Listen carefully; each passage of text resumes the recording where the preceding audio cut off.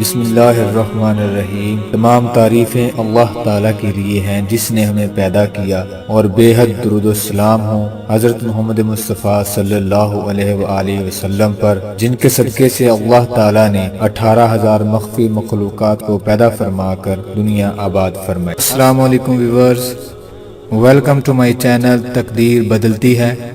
تقدیر بدلتی ہے کہ ساتھیوں، آج کا وظیفہ ہے رشتے کی بندش دور کرنے کا وظیفہ۔ لڑکی ہو یا لڑکا، بندش کی وجہ سے رشتے نہ آتے ہوں، اگر آتے ہوں تو بغیر کسی وجہ کے انکار کر کے چلے جاتے ہیں۔ اس صورتحال میں والدین سخت پریشانی کا سامنا کرتے ہیں اور ذہنی مریض بن کر رہ جاتے ہیں۔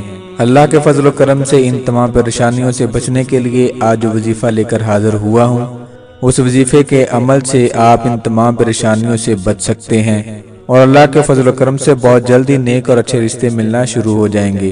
وظیفے کے بارے میں تفصیل سے جاننے کے لیے میری ویڈیو کو اینڈ تک ضرور دیکھیں۔ ویڈیو میں آگے بڑھنے سے پہلے میری آپ تمام دوستوں سے گزارش ہے کہ میرے چینل کو سبسکرائب کر لیں اور گھنٹی کے بٹن کو بھی ضرور دبا دیجئے گا، کیونکہ اس سے آپ کو میری آنے والی تمام ویڈیوز بر وقت ملتی رہیں گی۔ اگر میرا کوئی بھی بہن بھائی کسی بھی مسئلے سے دوچار ہے تو وہ حافظ محمد رمضان صابری صاحب سے رابطہ کر سکتا ہے۔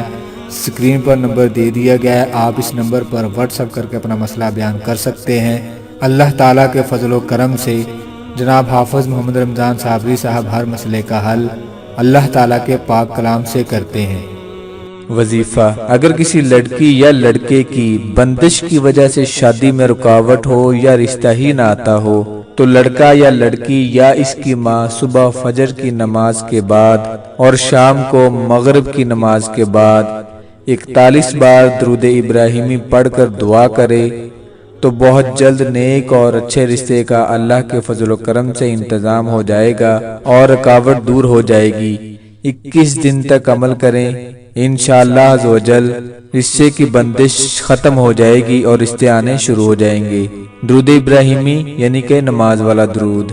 میرے اللہ پاک سے دعا ہے کہ اللہ تعالیٰ تمام مسلمانوں کو شیاطین کے شر سے محفوظ رکھے۔ جزاک اللہ خیرن۔